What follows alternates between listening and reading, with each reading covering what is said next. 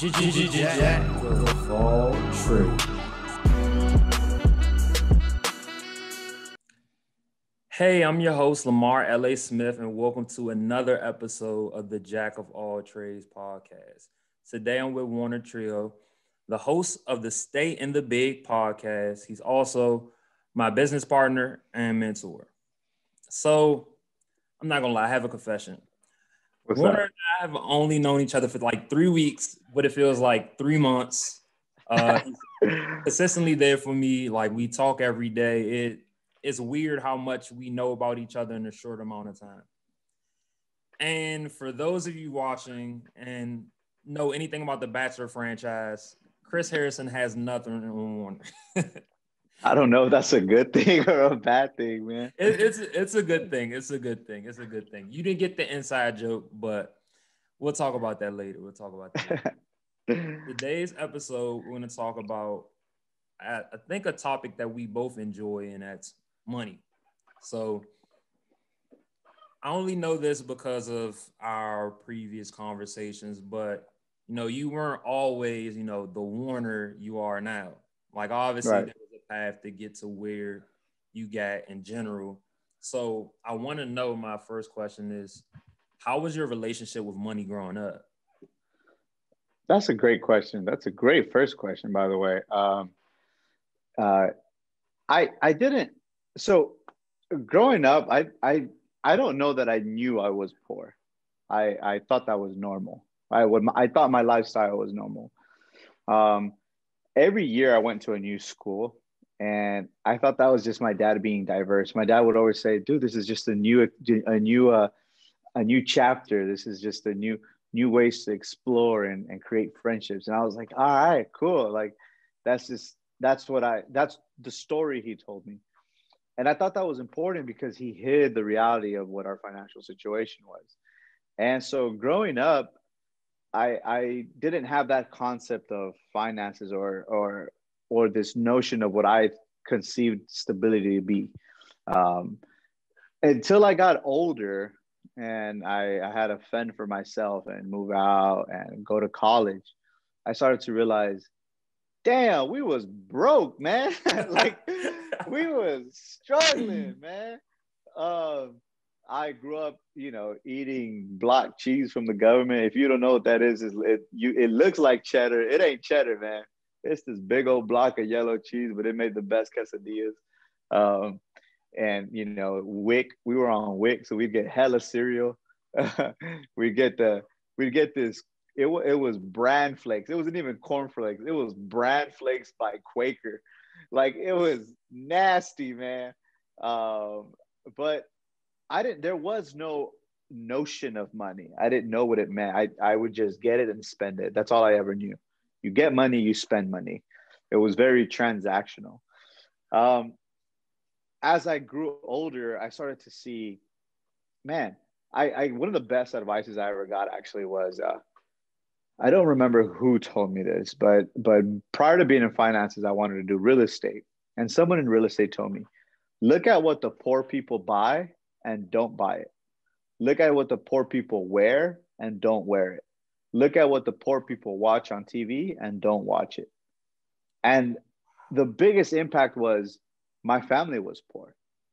So all they ever saw was this was it was news and more news. And then we always had the best gear. I was geared up in high school. I was like, hey, I had the new J's, I got the Air Force Ones and slick white. I had the Mitchell and Ness throwback. Like, so it was just like I had to cut. It's not that those things are bad, but it was just like, why am I wasting so much money trying to look like I'm worth something when I'm struggling financially? So my biggest attachment was the biggest lesson learned in that journey or in that process was money is not just an item, it's a language. And if you want to master money, you got to know the language. And so that's where my journey into finances begun, because it was just like, how do I understand money? How do I compound money? How do I grow money? And the biggest question of all, you can't do any of those if you don't make money. So it was just like this journey on right on, okay, how do I make money? And so that was what my upbringing taught me was just kind of like, okay, this is why we were poor, because we didn't have these principles in place. And through entrepreneurship and my mentorship, shout out to Christopher Schleman, was they taught me how to. I learned how to manage money. I learned how money works. I learned the nuances behind it. And yeah, that was a great question. Thanks. I mean, I learned a little bit, taking journalism for 6 years. But so I think the funny point that you said that you didn't know, because I know me growing up, I kind of had a similar notion. Like I remember Yeah. one time, I think I went to school and told kids that we were rich or something like that. And my mom was like, "Why would you do that?" And I was like, "We Yeah. have everything I need. Like I got Yeah. food, I got clothes on my back. Like what else do I need?" Right. So it's funny how like kids' perceptions of money kind of, adjust things a little bit. Yeah. But at any time it didn't feel like there was a burden as you got older, or was it any time like it was in the back of your head? It's funny because I never had a game console Mm-hmm. ever. They gave me a Nintendo 64 once, but it had no games. And as soon as I told my dad if he could buy me games, he sold it. But I thought it's like I grew up in a pastoral home, so I thought, oh, this is a church thing, right? Like it's bad to pay video games, or it's they're trying to teach me a deeper lesson behind this, right? But all of those things were like, I'll give you another example. I didn't have what I didn't have traditions. Like I didn't grow up with like every Christmas we open the gift in the morning, or for my birthday I'm gonna have these pancakes every, like, you know that didn't hit me until college. As embarrassing as that is, I got to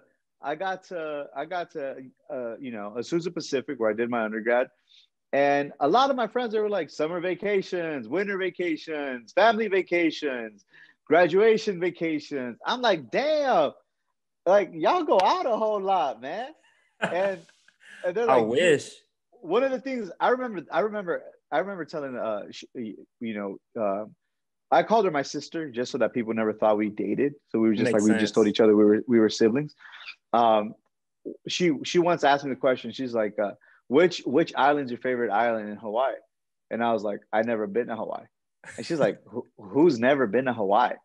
And I was like, I at that what it This told me guy. was just right. Well, yeah, but my reality was I grew up in the hood. I grew up in the Yeah. inner city. All I ever knew was wake up, go to school, go to the park, come back home, and repeat. It was either that or like gang life or drug life or whatever. So it was like ball or bang, right? But then I got to college and I was like, no, there's a whole world out there.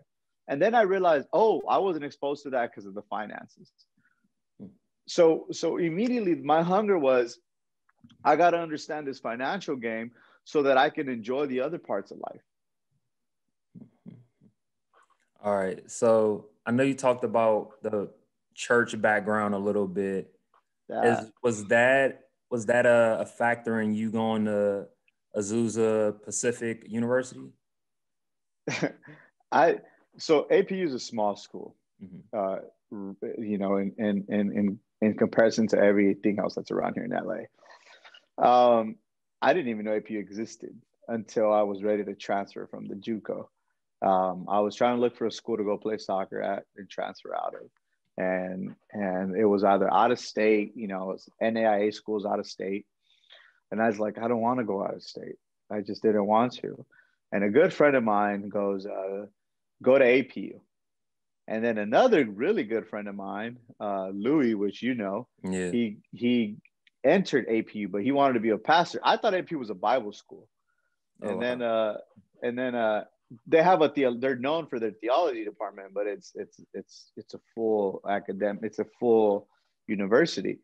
And then I find out they got a soccer team. I find out it's a full-fledged university, and that's how I knew about it. But it's not. I never wanted to pursue anything to do with church. To this day, I'm just like, nah, I'm good, Oh, that's pretty funny. That's pretty funny. I mean, I guess you just kind of like stumbled upon it essentially. I think you know how in work you put in overtime for like hours. I think Mhm. in church I already put in on my hours. Like I maxed out my. Oh, we already got like when in high school we got to do community service. The amount of hours you already got all those. I got all of them. I got extra. If you want some, I got you. Makes sense. Makes sense. So, like about your experience at APU, obviously at college, no one knows what they're doing half the time, especially when it comes to money. Yeah. You just buy stuff because you want it, not always because you need it. Yeah. Sometimes, yeah, yeah, really, that's really the whole explanation right there. Like, even if you're hungry, like, oh, let's get pizza. You may have Yeah. 28 bucks in your account, and the big pizza that everybody in the squad wants is 24. You like, well, I guess I'm just gonna buy this pizza. We gonna rock $4 for the next week. Yeah. So, what was your money management skills like in college? They were non-existent. I don't know. I don't know how I got through college. I don't know how I ate, man. I was broke. Um, my first semester in college, actually, my first semester when I transferred, I slept in my car that first semester. So 3 months, I lived in my car, and I used to go to the local 24-hour fitness to go shower and stuff. Oh, But wow. nobody knew that. Nobody knew that. I didn't see it as it was bad, man. I kind of like looking back, like I didn't struggle, if that made sense. But that was only something that I could have experienced in college. Like if that happened right now, best know I'd be depressed, right? But as some of you guys are gonna laugh, but I was really good at making friendships. And the one thing with college is you got to make friendships with freshmen. You want to know why? They got swipes. And if you don't know what a swipe is, that's because they got a meal plan. So they got so many swipes. They they oversell you on the meal plan. So Yeah, you they got do. more than enough. So I would be like, I'd have like this list of 30 freshmen. Hey, you got swipes? Hey, let me swipe today. And so I'd recycle them every month. So so individually, it You hit doesn't look like I'm everybody bothering. once. You hit everybody Yeah, once, but once. You in really hitting them 30 times. yeah.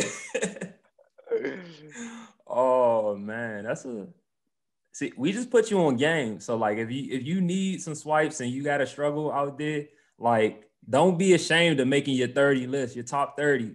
Hey, That's your top I 30 would say, list. look, make a top 30, and every time freshmen look up to upperclassmen, Yeah, help them out. Because sometimes they'll do you a favor and give you 2 swipes in a month. That's that's 60 meals, man. that's big I time. I ain't good at math, but I know what 2 times 30 is. That's big time. I never even looked at it like that because I mean, I won't even say I was spoiled, but I had the privilege of being on campus all my 4 years at UK. And like I always had a limited meal plan because like we was already getting financial aid and I Yeah. was already like using scholarship money and stuff for all of that.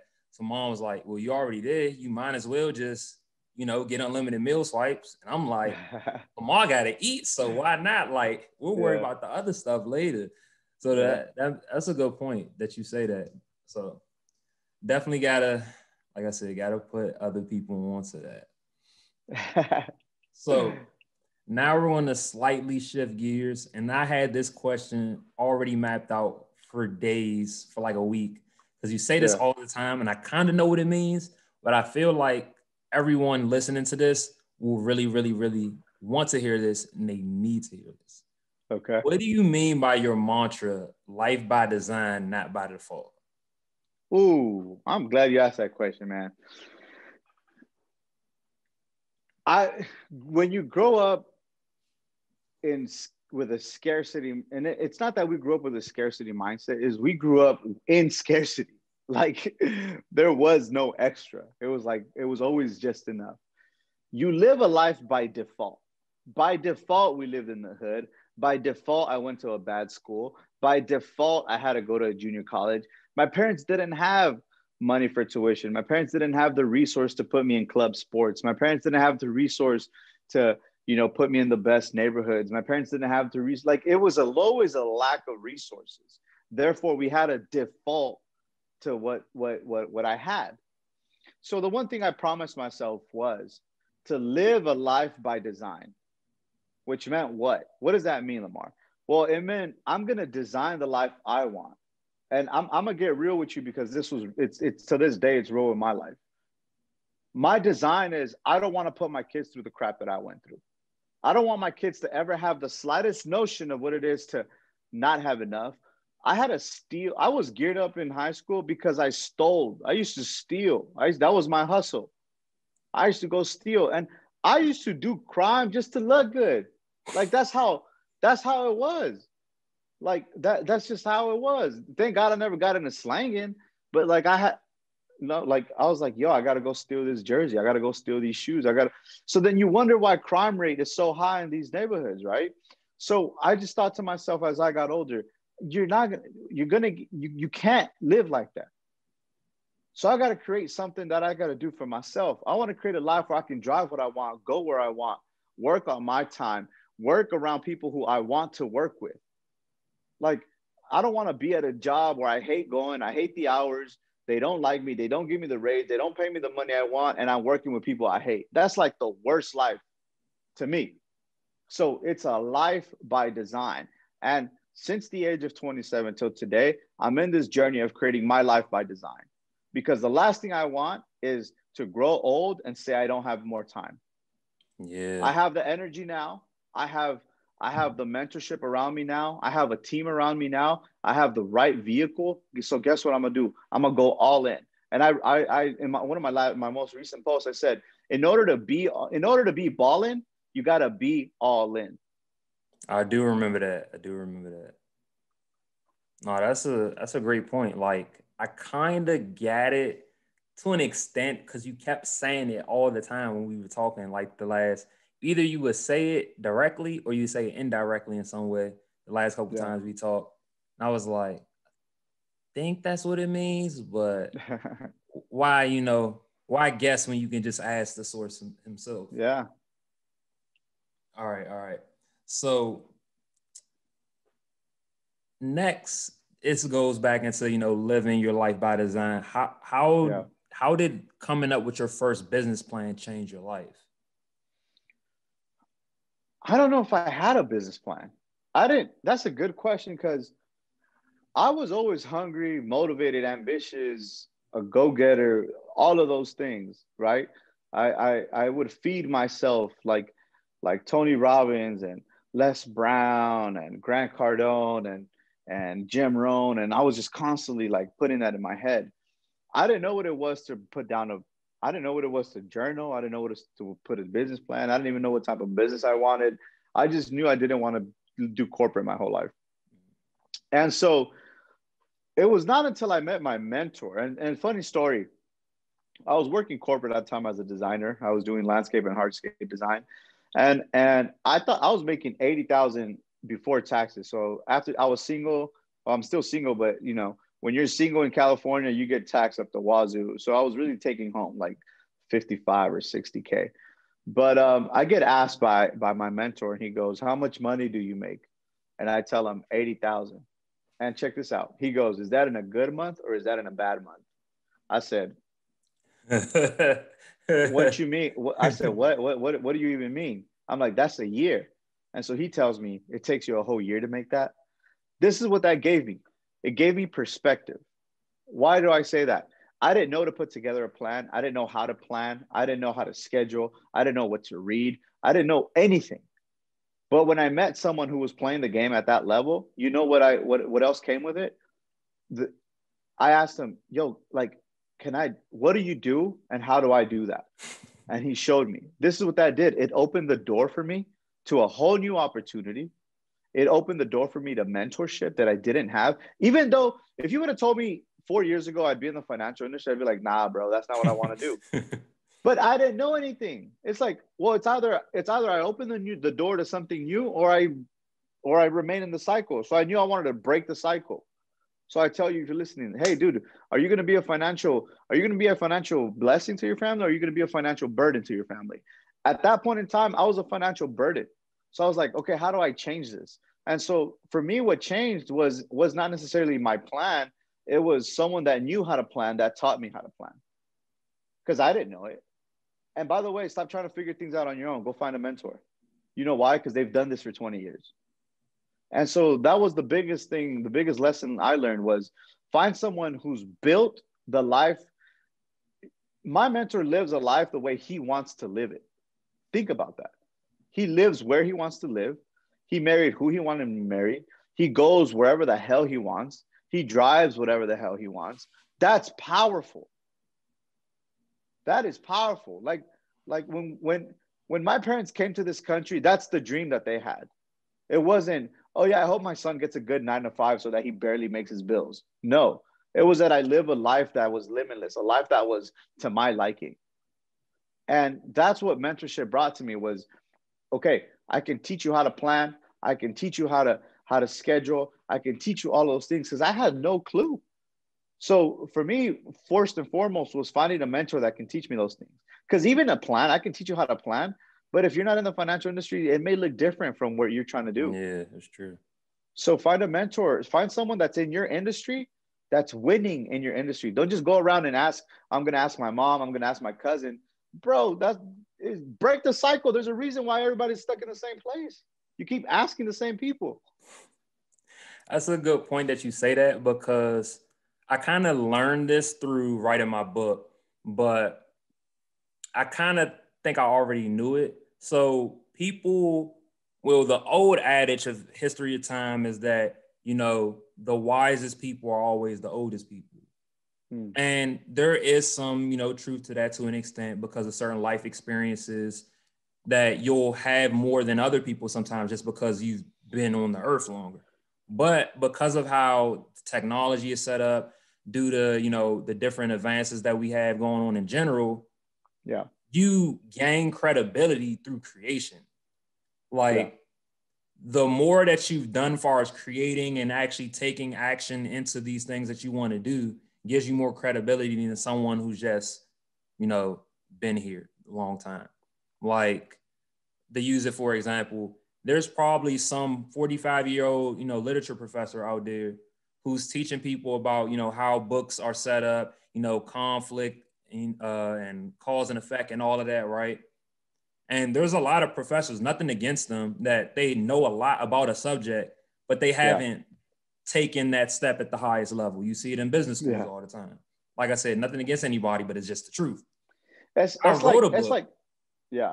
So there's nothing that a literature professor who's talking about writing books that hasn't written a book can tell me when I've already written a book. Like, I know what that process looks like. I know how to publish it, etc. So that's where the disconnect people don't realize is starting to become in our society. Yeah. It's patience isn't lack of activity. Patience is, okay, I'm going to trust the process. I always teach this: fail fast, fail now, fail often. It's the only way you're going to learn. Failure is the prerequisite to success. The problem is that college teaches you cannot fail, you cannot try again. You got to, like, it's programming us. Okay, I need my teacher to approve of this. I need somebody else's approval. I cannot fail. And then you get to life, and life is the total opposite. The life is telling you this: you don't need nobody's approval, and you need to go fail. And it's just like, wait, what? I just had 22 years of programming, and it told me the complete opposite. And I think that's the biggest disconnect. It's like, hey guys, you got to go fail. Don't stop getting this feed. Because I remember when I first, dude, I fail every day. But like when I first failed in business, I just felt like my heart just sunk. And then I started to realize I'm going to fail again tomorrow. And then after that, and it's just, you become to callous that. So for you out there, if there's a book that you want to read, is there a podcast that you want to do, if there's a business you want to start, dude, go out and get advice from someone who's won in that industry, not from someone who failed in it and they're going to share all your failures about you. That's like having that aunt and uncle that went through a divorce and all they ever talk about was how bad relationships are. And it's just like, no, what? Like, my mom and dad have been married for forever and it's not brutal with them. So it's just like, be very mindful of who the conversation is being had with. Because I think surrounding yourself with winners changes your conversation. What is it? I don't know if I'm saying this quote correctly, but it Yeah. reminded me of something that someone told me at my job, like when I worked at the gym, like I think like a year or two ago. And Yeah. someone said that you can't base your success on someone else's failures. I don't know if that's the correct Big quote, facts. but essentially, like, because someone else failed at a particular area, that doesn't mean that you are going to fail in that same area. Or if Yeah. they succeeded in a certain area, that doesn't mean that you're going to succeed. Like, your paths are different. You're two completely different people. You think completely different. Yeah. How many NBA players wrote in their elementary school drawings that they're going to be NBA players when they grow up, and they just probably got laughed at? Like, nah, that's impossible. Choose something realistic. And it Yeah, was a just like, lot. nah. It's just like, dude, just because you didn't make it, don't mean I can't make it. That's true. That's true. All right. Before we get into the games, I have to ask you, you dropped a lot of knowledge, a lot of gems. If you had one thing that you can give as far as like advice to college students Yeah. about any way that they can have more of a positive relationship with money, what would your advice Yeah. be? Wow. You can't save money if you don't make money. Big facts. Like, you can't think about building if you ain't even laid down the concrete yet. You ain't even laid down the rebar and the foundation yet. And one of the biggest foundations about finances is not how much knowledge you know, is but it's like, do you even have anything to allocate? Do you even have anything to grow from? So be liquid as fast as you could. What do I mean by that? Have some money. Go out and make some money. Like, if you got to go polish some shoes to make a quick buck, go do that. Stay afloat, right? The first thing they teach you when you're in an airplane, they say, hey, if worst case scenario were to occur, and they literally say, put on your masks first before Then you go help out and someone. help somebody else. Yeah, put on your mask first. A big part of money is, hey, put on your mask first. Like, stop worrying about, oh, but this is not aligned with my career or my dream. Dude, put on your mask. Like, you're literally suffocating yourself with thoughts. You're inundating yourself with these ultra ideas, when it's just like, dude, go make $100 today. Watch that change the way you think. Because if you're able to breathe, you're able to think with more clarity. And a big part of it is just like, sometimes breathing in life, and we're talking about money here, sometimes breathing is just having a couple bucks in your pocket. Like that, it helped change my perspective. And money isn't everything. It really isn't, but it's up there with oxygen. Yeah, it definitely is a game changer to like your way of thinking of money, life, the whole nine. Like you said, it isn't everything. Obviously, there's a lot of Yeah. people who have amazing lives that only make like 50K a year. It's all depending on Yeah. like how you look at life and how you're able to work things in your favor, even save money or Right. move things in your favor. But it's important to understand this language and how to leverage it in your favor, regardless, however much money you make. Yeah, for sure. All right. So we're going to get into the games. I got two for you. Normally I do one, but I got two for you. All right. All right. First, we're going to do something segment that I call "Welcome to the Dinner Table." Right. Okay. So if you could have dinner with five people, dead or alive, five Yeah. entrepreneurs, who would it be? It has to be entrepreneurs. Entrepreneurs or like anyone in the business world. Okay. Elon Musk. The Rock, to me, is an entrepreneur. Of Kobe course. Bryant. Kobe Bryant was an entrepreneur. Um, Patrick but David and Gianluca Vacci. It's a good five. See, even Yes, thinking sir. about this. I already got it, man. It's gonna All happen. right. All right. All right. The next one is this or that. So this or that, rags to riches edition. Got it. All right.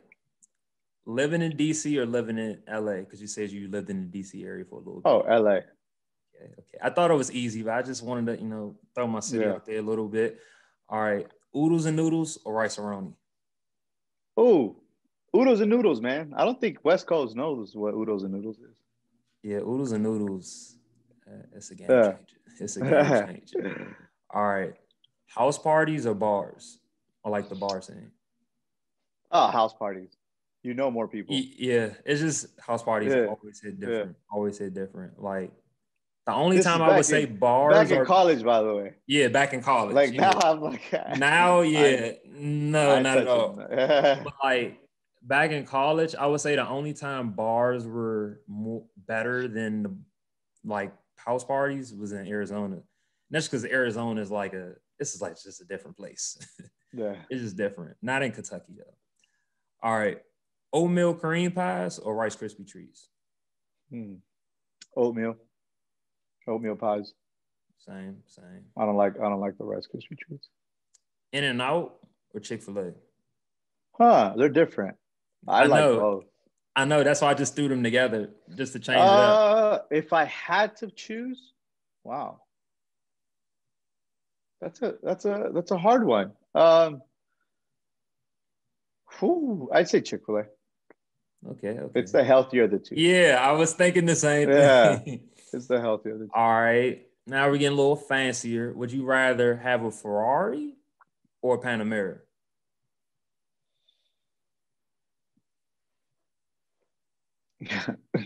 Neither. If I had to choose, I'd say, I'd